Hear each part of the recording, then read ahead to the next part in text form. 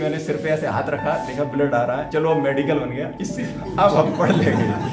नवोदय की प्रजाति अलग है, क्योंकि जावे मिलते हैं कि नवोदय में कहाँ गए पता ही नहीं। माधव की तरह कुछ ऐसा काम कर दो कि आंख खुल जाए कासगंज वालों की।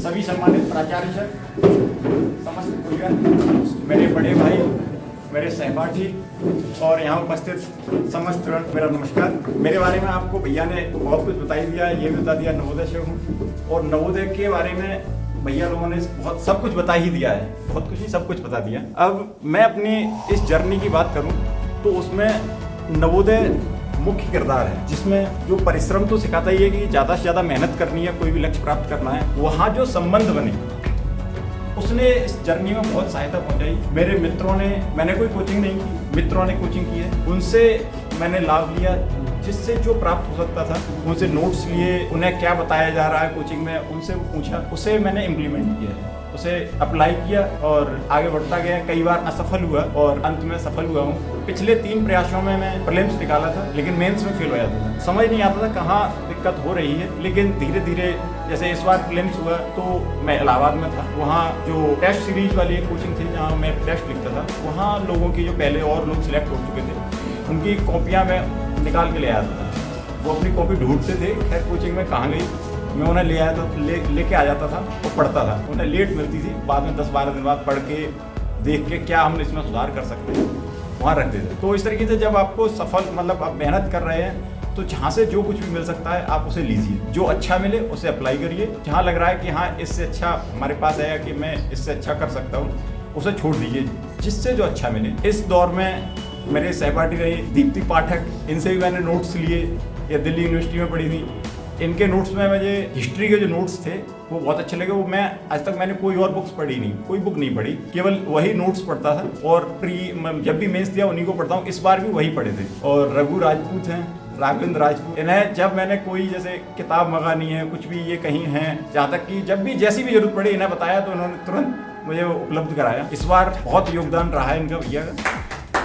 और अगर मैं स्ट्रेटजी की बात करूँ, सिलेबस की सबसे ज़्यादा जरूरी है सिलेबस जानना, कि कोई भी परीक्षा है उसका सिलेबस क्या है, कि जो संस्था पेपर करा रही है वो पूरा सिलेबस डिफाइन करती है कि ये आपकी परीक्षा है, इतना समय होगा और इस टॉपिक से क्वेश्चंस रहेंगे। ये ना बताया जाए कि कितने रहेंगे, किस टॉपिक से कितने रहेंगे, लेकिन ये जरूर बता दिया जाता है किस टॉपिक से क्वेश्चन आने हैं। तो जब सिलेबस आपके पास है तो एक लिमिट हो गई कि हाँ ये टॉपिक पढ़ने हैं। किस गहराई तक जाएंगे उसका लेवल नहीं पता रहता, कहीं कहीं लेवल भी डिफाइंड रहता है कि 10th लेवल का होगा, 12th का होगा, लेकिन यूपीएससी या यूपीपीसीएस परीक्षा में लेवल डिफाइन नहीं रहता है, वो किसी भी गहराई तक जा सकते हैं, लेकिन टॉपिक तो क्लियर है। उस लेवल का हमें पता चलता है जब हम उसके पिछली साल में जो परीक्षाएं कराई गई हैं उसमें जो प्रश्न आए हुए हैं वो किस लेवल के रहे हैं, वहाँ हमें उन प्रश्नों का स्तर पता चल जाता है।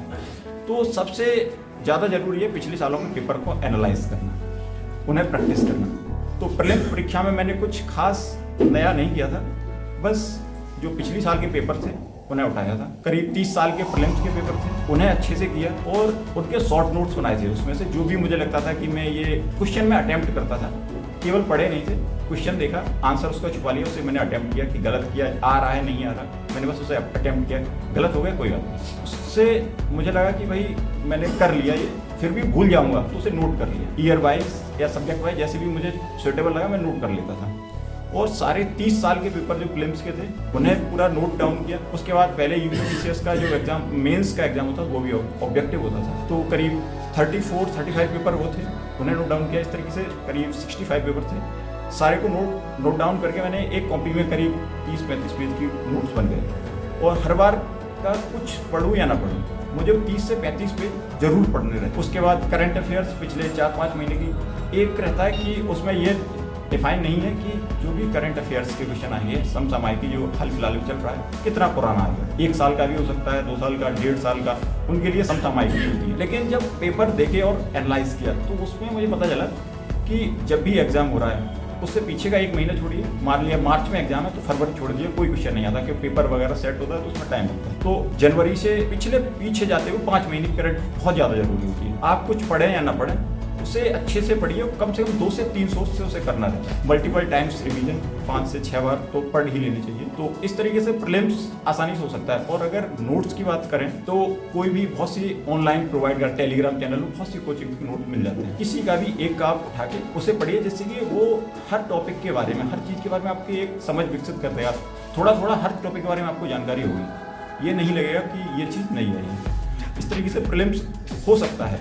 और ज़्यादा मैंने 2 से 3 महीने में, अगर कोई बेसिक एनसीईआरटी जो बुक्स हैं उन्हें पढ़ चुका है, 2 से 3 महीने में उन्हें कर सकता है, आसानी से कर सकता है। अगर मुख्य परीक्षा की बात करूँ तो जो मेंस का सिलेबस है, प्रीलिम्स का अलग है, मेंस का अलग रहता है, पेपर वाइज है। पहले ऑप्शनल रहता, ऑप्शनल सब्जेक्ट रहता था, इस बार टीसीएस ने वो हटा दिया कि उसमें थोड़ा मार्किंग में दिक्कत होती है, उसे हटा दिया। तो अब 2 यूपी स्पेशल के पेपर जोड़े गए हैं 5th और उनका भी सिलेबस पूरी तरह डिफाइन है। तो करना यही है, बस जो टॉपिक है उसे आप सर्च करिए। अगर आपके पास बुक है तो बुक से पढ़ लीजिए, बुक नहीं है गूगल पे वो टॉपिक डालिए और बाद में यूपीएससी डाल के आप उसे सर्च कर सकते हैं। यूपीएससी आपका मीडियम हिंदी है, इंग्लिश मीडियम भी डाल दीजिए, यूपीएससी इन हिंदी या फिर इन इंग्लिश, तो आपको वो मिल जाएगा। उससे आप पढ़िए, बहुत सी वेबसाइट्स का आएगा, सभी का नहीं पढ़ना है, कोई भी तो उठा लीजिए। हिंदी पढ़ना है तो आप जो हिंदी की कोचिंग है उनका उसे यूज कर पढ़ सकते हैं, और इंग्लिश का पढ़ना है तो, या फिर चाहे तो अब तो ट्रांसलेटर की सुविधा, ट्रांसलेट तुरंत हो जाता है, तो इंग्लिश का देख सकते हैं। इंग्लिश एक का हिंदी का पढ़ लीजिए, एक इंग्लिश बस किसी कोचिंग का जो ज़्यादा आपको अच्छी लगे वो देख सकते हैं, उसे ट्रांसलेट करके पढ़ लीजिए। मैंने भी यही किया था। मैंने जो यूपीएससी के टॉपर्स थे उनके नोट्स वेबसाइट्स पे अवेलेबल हैं, मैंने उन्हें पढ़ा। इंग्लिश में थे, हिंदी में तो कम ही है, लेकिन इंग्लिश में मिल जाते हैं आसानी से। उन्हें मैं ट्रांसलेट करता था और उन्हें अपने जो पुराने नोट्स थे उन्हें, उनके नोट्स से मैंने उन्हें ऐड किया, क्योंकि 3 बार से फेल हो रहा था, जिससे लग रहा था कि यहाँ कुछ तो कमी है, तो मैं उन्हें ऐड करता था। और इस तरीके से मैंने सारे सब्जेक्ट के अपने टॉपिक वाइज नोट्स तैयार किए, और उन नोट्स तैयार करने के साथ आंसर राइटिंग, क्योंकि ये एक कोचिंग ज्वाइन की हुई थी टेस्ट सीरीज की, उसमें टेस्ट लिखता था। पहले जॉब थी तो 10 से 5 जो कोचिंग खोलने का टाइम है उसमें तो मैं ऑफिस में ही रहता था, तो वहाँ पहुँच के नहीं हो पाता था। तो जो मैं टेस्ट ले आता था और लाइब्रेरी में बैठ के ऑफिस के बाद लिखता था और बाद में वहाँ सबमिट करता था। करीब 3 महीने तक जॉब के साथ ऐसे चलता रहा। 3 महीने लास्ट टाइम पे अब मुझे ज़रूरत लग रही थी कि अब ज़्यादा पढ़ने की ज़रूरत है और ऑफिस के साथ समय नहीं मिल पा रहा है। मैं सोच रहा था कैसे भी मेडिकल मिल सके, लेकिन हमारे जो सचिव साहब हैं वो बहुत ज़्यादा स्ट्रिक्ट थे, मेडिकल मिलना संभव नहीं हो पा रहा था। तब भी हम कोशिश कर रहे थे मिल जाए। उसी समय पे मेरे सिर में चोट लग गई और मुझे इस बात का बिल्कुल भी दुख नहीं हुआ कि सिर में चोट लग गई। मैंने सिर पे ऐसे हाथ रखा, देखा ब्लड आ रहा है कि चलो अब मेडिकल बन गया, इससे अब हम पढ़ लेंगे। तो इस तरीके से फिर जाके मैंने खुशी खुशी हंसते हुए टाँके लगवाए। सब कह रहे तेरी चोट लगी है, तुम्हारी चोट लगी हो, तुम हंस रहे हो। वहाँ जो डॉक्टर थे वो भी हंस रहे थे कि यहाँ ऐसे हंसते हुए कोई नहीं आया, टाँके लगवा रहा हूँ। मैं उनसे कह रहा था कि वहाँ ऑफिस में भेजने के लिए मेरे 2-4 फोटो अच्छे से खींच लो, जिससे मैं ऑफिस में दिखा सकूँ कि मैंने इलीगल नहीं है मेरा मेडिकल। इस तरीके से मैंने मेडिकल लेके करीब फिर पूरा समय अपनी पढ़ाई को दिया, करीब 10 से 12 घंटे दे दिया करता था मेडिकल के टाइम पे। वैसे जो जॉब के साथ मेरी जो टाइमिंग थी वो सुबह करीब 6 बजे में चला जाता था लाइब्रेरी, 6 से 9:15 साढ़े 9 तक पढ़ता था। उसके बाद ऑफिस 10:15 तक ऑफिस पहुंचना रहता था, बायोमेट्रिक था इसलिए 10:15 पे ऑफिस। उसके बाद 5-5:30 तक ऑफिस से फ्री हो गए थे और 5:30 के बाद 1 घंटे आराम किया आके 6:30 उसके बाद फिर लाइब्रेरी चला जाता था। वहीं से 12:30 तक लाइब्रेरी रात में पढ़ता था। उसी टाइम में आधा घंटा निकाल के जब पढ़ते पढ़ते बोर हो जाता था तो मेस में खाना खाता था, तो सामने ही मेस था तो खाना खा लेता। इस तरीके से मेंस कंप्लीट किया, अक्टूबर में मेंस हुआ। फिर इंटरव्यू की बार आई तो लग रहा था कि हाँ इस बार इंटरव्यू कॉल हो सकता था, पिछली 3 बार से नहीं हो रहा था, लेकिन इस बार जो मेंस दिया अंदर से अंतरात्मा कह रही थी कि हाँ इंटरव्यू कॉल हो सकता है। लेकिन फिर भी कि कुछ दिन आराम कर लेते हैं, फिर दिवाली थी तो इस तरह चलता रहा। फिर मेंस के रिजल्ट का वेट, रिजल्ट आया तो उसमें मेरा नाम था, मतलब रोल नंबर था। फिर इंटरव्यू की बारी आई, लेकिन इंटरव्यू के लिए समय नहीं था क्योंकि हमारा जो मैं लोक सेवा आयोग में जॉब करता हूँ तो वो एग्ज़ाम कंडक्ट कराता है। तो 7 जनवरी को एग्ज़ाम था असिस्टेंट प्राइवेट सेक्रेटरी का, तो मेरी ड्यूटी लगी हुई थी कानपुर में, तो वहाँ भी 4 से 5 दिन पहले जाना पड़ता था। तो मैं 4 तारीख को वहाँ से निकल गया था, 4 से 8 तक मैं कानपुर में था। उससे पहले मैंने सोचा कि कोई खास तैयारी कर नहीं सकता तो क्यों ना मॉक इंटरव्यू दे दिया जाए। तो एक ही दिन में 4 कोचिंग में मैंने लगातार पूरे दिन छुट्टी लेके पूरे दिन मॉक इंटरव्यू दिया, उसके बाद मैं ड्यूटी के लिए चला गया।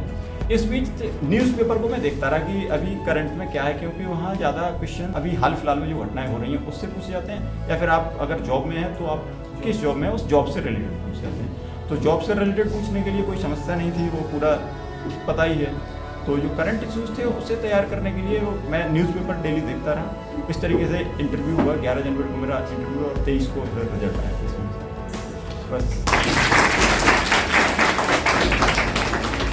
हमारी तरफ से 2-3 सवाल हैं। पहला सवाल ये कि सिविल सेवा में जाने का आपका पहले से ही विचार था या कि बाद में बना? इससे पहले जो जॉब करते थे वो एजुकेशन जर्नी है। 12th तक तो सभी को पता है, नवोदय विद्यालय से आप पास किए, उसके बाद ग्रेजुएशन में गए तो वहाँ क्या क्या समस्याओं का सामना करना पड़ा। जैसा बताया कि 3 बार परीक्षाओं में असफल होने से वो मानसिक जो दबाव था किस तरीके से उसको हैंडल किया। जिस पोस्ट पर आप पहुंचे हैं वो यूपी PSC में नंबर 1 की पोस्ट है, तो यहाँ तक पहुँचने के लिए किस तरीके से आपका जो जर्नी रही उसको थोड़ा सा बताया। नवोदय की जर्नी का थ्रू 6 to 12 जो पढ़ा है, नवोदय में रहता है कि अपने बेड पे लिखना रहता है नाम, नीचे AM क्लास। शुरू में कुछ पता ही नहीं था, ठीक है सब इंजीनियर लिख रहे हैं तो मैंने भी इंजीनियर लिख दिया। फिर कुछ देर बाद मन बदला, किसी ने टीचर लिख के तो मैंने टीचर लिख दिया। तो 8th तक ऐसा चलता रहा। फिर सीनियर हॉस्टल में ऐसा नहीं होता, ठीक था कि हाँ चलो पढ़ रहे हैं, बाद में देखेंगे। 1-2 बार फेल भी हो गया था, पढ़ाई करता था। 11th में कम पढ़ाई की तो एक बार फेल भी हो गया। शुरू में कोई ऐसा डिसाइड नहीं था, लेकिन ये सोचता था कि एक बार UPSC का एग्जाम दूंगा। वो क्योंकि हमारे कुछ मित्र थे, क्लासमेट थे, वो उनका पहले से था कि हमें करना है। मैं सोचता था कि चलो करना तो नहीं है लेकिन एग्जाम जरूर दे के देख लेंगे क्या होता है। जब मैं ग्रेजुएशन में पहुंचा तो मैंने PG कॉलेज DU में एडमिशन लेना चाहा, मिल भी रहा था मैथमेटिक्स ऑनर्स से, लेकिन फिर सोचा जब ग्रेजुएशन ही करनी है तो कहीं ये भी कर लो। सन 2014 पास आउट हूँ मैं, तो 14 की बात है। सोचा कि इतना खर्चा क्यों करना है कि घर पे प्रेशर रहेगा, कि पापा खेती करते थे, घर पे प्रेशर रहेगा। तो मैंने PG कॉलेज गंडोरा में एडमिशन लिया, घर पे रहने लगा। पहली साल लगभग 3 ही साल मैंने प्राइवेट ट्यूशन पढ़ाता था। और फेसबुक से मुझे एक सर मिले थे जो 2012-13 में PCS सेलेक्ट हुए थे, शिव कुमार सर थे। अभी तो मुझे जानकारी नहीं है कहाँ है। मैंने उन्हें फॉलो किया हुआ था। फेसबुक वॉल पे अपने नोट्स शेयर किया करते थे और छोटी छोटी ऑडियो क्लिप्स मैं उन्हें डाउनलोड करता था। उन ऑडियो क्लिप्स को मैं इतना सुनता था घर के काम करते करते कि वो मुझे याद हो गई थी। जैसे लोग गाना सुनते सुनते गाना याद कर लेते हैं, वो मुझे ऑडियो क्लिप्स याद हो गई थी। अब वही ऑडियो क्लिप्स मेरे प्रीलिम्स में काम आती हैं। मुझे जब कोई भी क्वेश्चन दिखा तो मुझे नहीं पता कि मैंने पढ़ा नहीं पढ़ा, लेकिन दिमाग अचानक से गूंज जाता है कि ये इसका आंसर ये है, बाद में आंसर निकल भी जाता है। उस टाइम का जो 15-14 से 17 तक जो मैं सुनता था उसका फायदा मुझे 18 में भी 17 में मैं एलिजिबल नहीं PCS एग्जाम देने के लिए, लेकिन फिर मैंने फॉर्म भर दिया था कि देखते हैं एग्जाम में कैसा रहता है। उसमें मैं कुछ मार्क्स से प्रीलिम्स क्वालिफाई नहीं हुआ तो कोई दिक्कत भी नहीं थी उसमें, क्योंकि एलिजिबल ही नहीं हूँ। 18 में मेरे बहुत काम आया, कट ऑफ 126, मेरे 136 नंबर। तब से प्रीलिम्स में फेल नहीं हुआ। प्रीलिम्स जब भी फॉर्म भरा, पेपर दिया, प्रीलिम्स पास होता है। मेंस में दिक्कत आती है। ग्रेजुएशन के टाइम की जर्नी की बात करें, 10 किलोमीटर स्कूल था, ज़्यादा दिन तो नहीं, क्योंकि किराया रोज लगता था तो रोज आना जाना नहीं। कुछ दिन ट्यूशन पढ़ी थी मैथमेटिक्स की, साइकिल से जाने लगा, 1-2 महीने पढ़ा, फिर छोड़ दिया कि अब बहुत ज़्यादा हो रहा है। टीचर जो ट्यूशन पढ़ाते हैं वो अपने हिसाब से पढ़ाते हैं, कितने दिन पढ़ाना है, कितने दिन में सिलेबस खत्म करना है। मुझे ये लगता है कि उनके हिसाब से चलेंगे बहुत ज़्यादा टाइम लग जाएगा, इतना नहीं लगना चाहिए। तो कुछ दिन पढ़ा, फिर मैंने छोड़ दिया। कोचिंग मैंने एक ज्वाइन की थी, आपको बताऊँ 2016 में आगरा गया था, एक कोचिंग मैंने ज्वाइन की। वहाँ भी समस्या यही थी, मैं 1-1.5 महीने रुका। मैं चाहता था कि जल्दी जल्दी पढ़ाइए आप, लेकिन वहाँ वो बहुत स्लो, एक ही सब्जेक्ट पे 1-1.5 महीने तक फंसे रहे और दोबारा से फीस मांगने लगे। नहीं सर मैंने आधी फीस दे दी है आपको, आप आधा सिलेबस कंप्लीट कराइए, बची हुई मैं बाद में आपको दे दूंगा। उन्होंने नहीं ऐसा नहीं होता है। ठीक है सर मैं कोचिंग छोड़ के जा रहा हूँ। फिर मैं 1-1.5 महीने वहाँ पढ़ा था, वहाँ से मैं फिर छोड़ के चला आया और मैं खुद से ही तैयारी। आज अब सो रहा होगा? नहीं, उन्होंने फ़ोन कर रहे हैं कि हमारी कोचिंग में आइए, लेकिन अभी मैंने ऐसा कोई विचार बनाया नहीं कि मैं वहाँ जाऊँ। ग्रेजुएशन से पहले कोई विचार नहीं था कि सिविल में ही जाना है? ग्रेजुएशन सेकंड ईयर में विचार है। सिविल सेवा की परीक्षा की तैयारी करने के लिए कितना समय और किस तरीके से होना चाहिए? अगर आप लगातार 6 से 8 घंटे दे रहे हैं, मतलब उसमें कुछ भी हो जाए, अगर बहुत ज़्यादा समस्या है फिर भी आप 1 या 2 घंटे अपने लिए निकाल लें अपनी पढ़ाई के लिए। जब आप नॉर्मल दिन में 6 से 8 घंटे आप पढ़ लें तो सफिशियंट है। कि 12 या 14 लगातार पढ़ना पॉसिबल नहीं हो पाता। जो भी बताते हैं वो 1 या 2 या 10 दिन हो सकता है पढ़ लेते हो, लेकिन लगातार 12 से 14 घंटे नहीं हो पाता। 6 से 8 घंटे अगर आप कंटिन्यूस पढ़ाई करते हैं तो हो जाता है। अच्छा, आज के समय में एक सबसे बड़ी समस्या है मोबाइल। यूथ को उसका किस तरीके से प्रयोग करना चाहिए, उससे कैसे बचा जा सकता है? मोबाइल, इसमें जो ऐप्स हैं उन्हें आप अपने हिसाब से कर लीजिए, ढाल लीजिए। आप वही सर्च करिए जो आपके काम का है, क्यों जब वो भी जो लिंक देते हैं जो आप सर्च कर रहे हैं उसी से रिलेटेड आते हैं। 1-2 आएगा तो डिस्ट्रैक्ट करेगा, आप उसे अवॉइड करिए। उसे चैनल को ब्लॉक कर सकते हैं, रिपोर्ट कर सकते हैं, कुछ भी करिए, कैसे भी उसे हटा दीजिए। जब आप एक ही चीज़ बार बार सर्च करेंगे तो फिर उसी से रिलेटेड चीज़ें कंटेंट आना लगेगा। जैसे मेरे यूट्यूब पे भी बहुत से चैनल फॉलो थे, जब मैं पढ़ता था तो मैं उन्हें अनफॉलो कर देता था। कोई भी और कोई वीडियो ऊपर आई तो उसे रिपोर्ट कर दिया है, कुछ भी करके उसे हटा देता था, जिससे वो चीज़ें हमारे उसमें ना आए। और कोई संदेश देना चाहेंगे तैयारी करने वाले लोगों के लिए? जी बिल्कुल, लगे रहिए, असफल होंगे लेकिन डरना नहीं है, लगातार मेहनत करिए, आप जरूर सफल होंगे। बहुत बहुत धन्यवाद।